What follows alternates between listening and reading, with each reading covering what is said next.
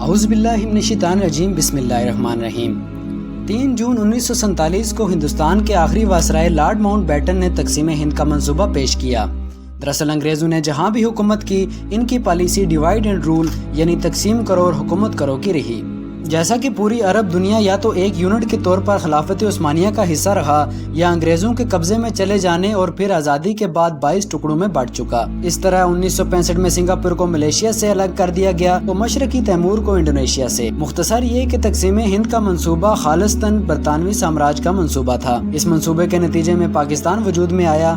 قیام پاکستان کے سلسلے میں مسلم لیگ اور قائد اعظم کا کردار محض رسمی تھا۔ مسلم لیگ کو انگریز سرکار کا بی ٹیم بھی کہا جاتا تھا، جن کا کام انگریز انتظامیہ کو ہندوستان کے انتظام چلانے میں سہولت مہیا کرنا تھا۔ یہ جماعت شروع سے مغرب زدہ اور مغرب پرست سیکولر اور جاگیردار ٹولے کی گرفت میں تھا۔ یہی وجہ ہے کہ دیوبند کے علماء کے مطابق مسلم لیگ کے رہنما وہ لوگ ہیں جنہیں یہ بھی معلوم نہیں تھا کہ نماز میں کتنے فرائض ہیں۔ تقسیم ہند سے پہلے ہندوستان میں چھوٹی بڑی سیاسی جماعتیں کانگریس، مسلم لیگ، کمیونسٹ پارٹی، جمعیت علماء ہند، خدائی خدمتگار اور جماعت اسلامی وغیرہ تھی۔ ان تمام جماعتوں میں مسلم لیگ کے علاوہ کوئی بھی پارٹی تقسیم ہند کے حق میں نہ تھی۔ سب سے اہم کام اس سوال کا جواب ڈھونڈنا ہے، انگریز ہندوستان کو کیوں تقسیم کرنا چاہتے تھے؟ اس سوال کے جواب ڈھونڈنے کے لیے ہمیں اس زمانے کے بین الاقوامی سیاست پر ایک نظر دوڑانی ہوگی۔ 1945 میں دوسری جنگ عظیم کے خاتمے کے ساتھ ہی دنیا کثیر قطبی، جب دنیا میں 2 سے زیادہ سپر پاور ہوں، سے 2 قطبی، جب دنیا میں 2 عالمی طاقت ہو بن چکی۔ یہ 2 عالمی طاقتیں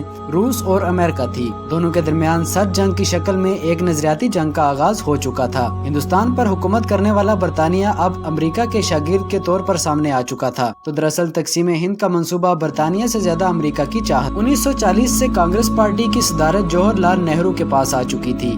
نہرو اور کانگریسی رہنماؤں کے علاوہ دیگر سمراج مخالف رہنماؤں کا جھکاؤ بھی روس کی طرف تھا۔ برطانیہ کے ساتھ یہ ڈر تھا کہ اگر ہندوستان روس اور چین کے ساتھ سوشلسٹ بلاک کا حصہ بن گیا تو مستقبل میں ان ممالک کا مقابلہ کرنا مشکل ہو جائے گا۔ دنیا میں طاقت کا توازن مکمل طور پر مغرب سے مشرق کی طرف منتقل ہو جائے گا۔ یوں امریکہ اور برطانیہ کے ہندوستان کو کمیونزم سے محفوظ رکھنے کے لیے ایک نظریاتی مملکت کے طور پر پاکستان کو قائم کیا، اور پھر پوری دنیا نے دیکھا کہ پاکستان اپنے ہمسائے روس کے بجائے امریکہ کا اتحادی بن چکا۔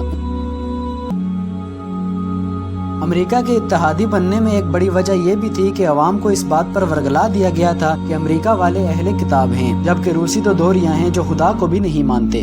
اگر ہندوستان تقسیم نہ ہوتا تو غالب امکان تھا کہ ہندوستان روس اور چین کے ساتھ سوشلسٹ بلاک میں شامل ہو جائے گا۔ متحدہ ہندوستان کبھی بھی پاکستان کی طرح امریکہ کا اڈا نہ بنتا، اور اس بات کا بھی امکان تھا کہ افغانستان جنگوں کا شکار نہ ہوتا۔ اگر ہندوستان تقسیم نہ ہوتا تو نہ کشمیر کا مسئلہ پیدا ہوتا، نہ پاک بھارت جنگیں ہوتی اور نہ بنگلہ دیش بنتا۔ پاک بھارت دشمنی نہ ہوتی تو دفاع پر اتنے پیسے خرچ نہ ہوتے۔ ظاہر ہے کہ پھر یہ رقم ملک کی ترقی اور عوام کی خوشحالی پر خرچ ہوتی۔ ہندوستان آبادی کے لحاظ سے دنیا کا سب سے بڑا ملک ہوتا، جن کی آبادی 1 ارب 80 کروڑ ہوتی۔ یہی نہیں بلکہ یہ پوری دنیا کی سب سے بڑی مسلم ریاست بھی ہوتی، جہاں مسلمانوں کی آبادی 60 کروڑ کے لگ بھگ ہوتی۔ اور ان تمام ممکنات کے نتیجے میں ہندوستان یعنی ہمارا ملک ایک مکمل عالمی طاقت کے طور پر آج دنیا کے سٹیج پر موجود ہوتا۔ پاکستان سیریز کا ایپیسوڈ 2 دیکھنے کے لیے ہمارے پیج کو فالو کیجیے۔